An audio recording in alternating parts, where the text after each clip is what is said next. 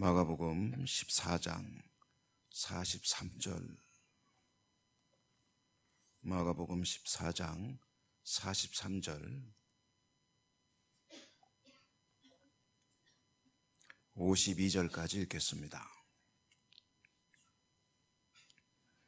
예수께서 말씀하실 때 곧 12 중에 하나인 유다가 왔는데 대제사장들과 서기관들과 장로들에게 파송된 무리가 검과 몽치를 가지고 그와 함께 하였더라.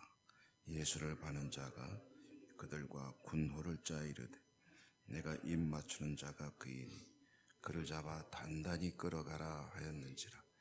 이에 와서 곧 예수께 나와 랍비여 하고 입을 맞추니 예수께 손을 대어 잡거늘 곁에 서 있는 자 중에 한 사람이 칼을 빼어 대제사장의 종을 쳐 그 귀를 떨어뜨리니라. 예수께서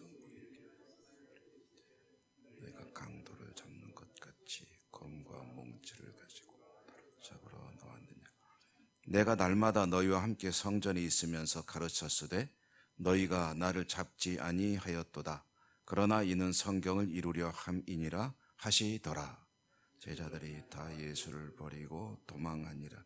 한 청년이 벗은 몸에 베옷 이불을 두르고 예수를 따라가다가 무리에게 잡히매 베옷 이불을 버리고 벗은 몸으로 도망하니라. 아멘. 주님의 은혜가 오늘도 함께 하시기를 기원합니다. 사순절이 시작되었고 이제 마가복음을 순서에 따라 읽고 있는데 이제 주님의 고난에 관한 말씀들을 읽게 되니 또 이 말씀이 새롭게 다가옵니다. 주님께서 겟세마네에서 이제 기도하시고 대제사장과 서기관들과 장로들이 보낸 이 사람들이 이제 유다가 이끌고 왔죠. 이끌고 온 무리들에게 이제 끌려가는 그 상황을 오늘 말씀이 전해줍니다. 대제사장과 서기관과 장로라고 했는데 이 말은 다른 말로 바꾸면 산헤드린 공회라고 할 수가 있습니다. 이 산헤드린 공회는 유다 나라, 이스라엘의 최고 통치기구, 권력기구라고 할 수가 있죠. 로마가 지배를 하는 그런 시대입니다만은 로마 정부 입장에서는 이스라엘이라고 하는 이 나라가 세금만 잘 내고 로마에 반역하지만 않으면 굳이 그렇게 깊은 개입을 하지는 않습니다. 물론 여러 가지 종교적인 그런 요구사항들도 있죠. 예컨대 황제를 주라고 섬겨야 하는 그래서 황제를 위한 신전들이 세워지고 그러는데 이 이스라엘이라고 하는 이 민족은 이 유다 총독으로 오는 이 자리는 로마의 이제 고위 관료들에게는 상당히 깊이 되는 자리입니다. 가고 싶지 않은, 말하자면 오지라는 거죠. 그 이유 중에 하나는 이스라엘 민족들의 신앙이 직결됩니다. 로마 정부가 원하는 황제 숭배에 대한 그런 의식들이 이제 아주 노골적으로 거부되는 민족이 바로 이스라엘이거든요. 물론 로마 정부의 요청사항을 협조하는 그런 무리들도 있습니다만은 민족의 정서가 대체로 이제 우상을 섬긴다라는 생각이 있기 때문에 황제를 섬기는 것은 이제 거부하는 그런 정서가 있고, 그래서 이제 밀란이 잦고 로마 정부 입장에서 보면 이제 반란이 자꾸 일어나는 거죠. 그리고 지독하게 반란을 이어가기 때문에 유대 총독 자리는 로마의 고위 관료들이 썩 그렇게 선호하지 않는 오지 중에 하나였다는 것이죠. 어쨌든 그렇기 때문에 이제 반란만 안 일으키고 세금만 잘 내고 뭐 시키는 것만 잘하면 굳이 유대 총독은 이 유대 나라를 다스리는 일에 개입을 이제 최소화하려는 것이 어떤 이제 그런 생각입니다. 그러니까 실질적으로 통치를 하는 이 일은 유대 민족의 자치 기구에 많이 위임을 하고 있는 건데 그 권력을 이제 휘두르는 게 누구냐면 이 산헤드린 공회였다는 거죠. 일종의 의회와 비슷한 성격이라고 보면 되겠습니다. 71명의 의원으로 구성된 산헤드린 공회, 대제사장이 의장으로서 이제 이끌고 나가고요. 여기에는 이제 제사장들도 있고, 그리고 서기관, 그리고 장로, 이런 사람들이 이제 집단 지도를 하고 있었다 하는 것을 이제 참고하시면서요.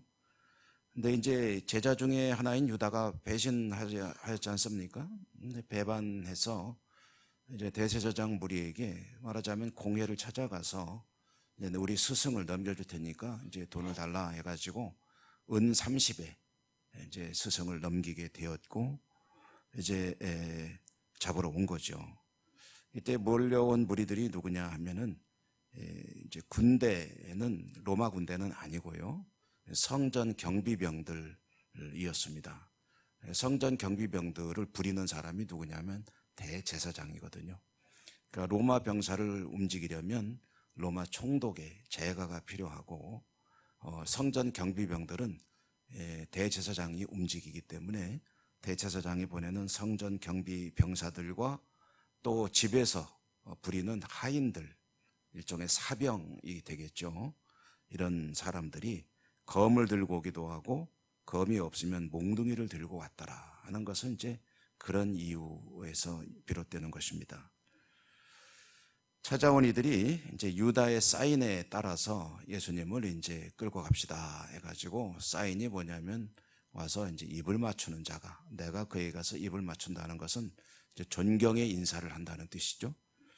그가 바로 나사렛 선지자이되오니 잡아가시오, 이제 단단히 끌고 가라 했는데 상당히 유다의 마음이 굳어 있다는 것을 알 수 있는 대목입니다. 그때 이제 예수님께서 이제 그들을 이제 다 지켜보고 계시죠. 그 중에 하나 이제 몰려오니까 오늘 말씀에 보면은 예수님을 따르던 이들 중에 한 사람이 칼을 빼어서 그 잡으러 온 사람의 그 중에 한 사람의 귀를 떨어뜨렸다. 이제 칼을 휘두른 거죠. 그랬는데 이 사람이 누군지에 대해서는 이제 요한복음에 보면은 베드로라고 되어 있습니다. 그런데 공관복음에는 그냥 따르는 사람 중에 한 사람이라고 되어 있죠. 그때 이제 예수님께서 그것도 말렸다라는 이야기가 이제 다른 복음서에 나오고 있고, 그다음에 이제 예수님께서 그들에게 하시는 말씀이 48절에 보니까 너희가 강도를 잡는 것처럼 나를 잡으러 왔구나, 무기를 들고 잡으러 왔구나 하는 그런 이야기. 49절에 보면 날마다 너희와 성전에 있을 때 잡지 않고 이제 잡으러 오는구나. 그런데 이것이 성경을 이루려 함이니라, 말씀을 이루려 함이니라 라고 하면서 이제 그대로 받아들이는 주님의 모습을 보게 됩니다. 이 얘기 내용은 뭐냐면 대제사장 무리가 언제든지 잡을 기회가 한두 번이 아니었는데 성전에서는 그렇게 하지 않더니 몰래 잡으러 왔구나. 이것은 이제 그들의 비열함을 이제 드러내는 것이죠. 성전에서는 왜 안 잡았느냐 하면은 사람들이 다 보고 있으니까 자기들이 정당하지가 못하거든요. 그러니까 또 밀란이 날까봐 그랬다라는 그런 대목도 성경에 보면 있죠. 어쨌든 주님께서 그렇게 말씀하시면서, 그렇지만 이 모든 일들이 성경을 이루려 함이니라, 하나님의 뜻이 이루어지는 것이다. 그러므로 내가 저항하지 않으니 칼과 몽둥이는 쓸데없이 들고 왔구나 하는 그런 말씀을 이제 하시는 거죠. 이 하나님의 뜻이 이루어진다는 것은 요 바로 직전에 나오는 겟세마네 기도와 이어지는 것이죠. 주님은 기도하셨습니다. 이 잔이 나에게서 지나가기를 원합니다. 그렇지만 나의 원대로 마시고 아버지 원대로 되기를 원합니다. 그 아버지 원대로 되기를 원합니다. 그것이 오늘 이 49절에 보면 성경을 이루려 함이니라 라는 이 말씀입니다. 제자들은 다 예수님을 버리고 도망했다는 것이고요. 도망간 이유가 뭘까요? 자기도 잡혀갈까 봐? 물론 그런 두려움이 있겠죠. 당장 칼 들고 몽둥이 들고 쫓아왔으니 무섭기도 할 것이고, 또 자기까지 끌려갈까 봐 이제 도망간 것도 있을 텐데, 이 이유 중에 가장 큰 이유는 이제 보통은 실망했기 때문이다라고 이해를 합니다. 두려움과 실망이 크게 다르진 않겠지만, 그러나 주님이 잡혀가는 모습을 보고 아차 이게 아닌데 하면서 그들은 자신들의 계산이 틀렸다고 생각하면서 이제 다 이제 도망가 버리는 그런 모습이고, 51절과 52절에 보면은 한 청년이 옷을 벗고 혼입을 덮고 있다가 그것까지 벗어 던지고 도망갔다 하는 것은, 이제 벗은 몸으로 도망갔다는 것은 이제 한마디로 말하면 수치스러운 모습을 드러내는 겁니다. 그러니까 이 사람이 누구냐 하는 것은 굳이 따져볼 필요가 없고요. 보통은 마가가 그랬다라고 말하는데 마가라는 증거는 없습니다. 누군지는 알 수가 없습니다. 그런데 주님을 따르던 사람들 중에 어떤 사람은 그냥 혼이불까지 벗어 던지고 도망가더라. 그러니까 뻘거벗고 도망갔다는 건 이제 얼마나 그들의 모습이 부끄러운 것이었는지를 전해주는 것이다 라는 것이죠. 오늘 이 말씀 속에 보면 이제 유다는 물론이고 주님을 따르던 무리들도 끊임없이 자신들의 계산과 다를 때 주님을 배신하고 그리고 떠나버리는, 그러니까 주님의 입장에서 보면 배신당하고 버림당하고 그리고 배척당하는 그런 모습이 가장 잘 드러나는 장면 중에 하나다라고 할 수가 있겠습니다. 그런데 주님은 그러면 그게 좋았겠느냐? 좋을 리가 없죠. 배신당하고 배척당하는 거 좋아할 리가 어디 있겠습니까? 그럼에도 불구하고 그것을 묵묵히 따르는 이유는 한 가지입니다. 그것은 이렇게 해서 하나님의 구원 계획이 이루어지는 것이다. 하나님의 구원 계획 속에 이루어지는 일이라고 한다면 그대로 이루어지기를 원합니다 하는 것이 주님의 기도이고, 그 기도를 실천하는 거죠. 기도는 했는데 근데 진짜로 그렇게 되게 하면 어쩝니까? 라고 이제 따지면은 곤란해지죠. 내가 그렇게 기도했다고 설마 그렇게 하실 줄이야가 아니고, 기도했으면 기도한 대로 따르는 주님의 모습, 우리가 이제 주님을 닮아가기를 원한다라고 하는데요. 어떻게 같아질 수 있겠습니까만은 주님의 뜻, 하나님의 계획이 우리에게 있음을 늘 기억하면서 주님의 말씀을 따라가는 그런 복된 하루가 되시기를 주님 이름으로 축복합니다. 은혜로우신 하나님 감사합니다. 오늘도 저희들에게 말씀을 읽게 하시고 뜻을 새기게 하시고 또 주님의 말씀을 기억하며 기도하며 한날 열게 하시는 은혜를 감사합니다. 우리 예배를 받아준 줄 믿습니다. 기도도 들어주시고 응답하여 주시옵소서. 또한 기도한 일에 대해서 저희들이 최선을 다해 지키고 주님의 뜻을 따르는 복된 삶을 살 수 있도록 은혜 더해 주옵소서. 예수님 이름으로 감사하고 기도드립니다. 아멘. 하늘에 계신 우리 아버지 이름을 거룩하게 하시며 아버지의 나라가 오게 하시며 아버지의 뜻이 하늘에서와 같이 땅에서도 이루어지게 하소서.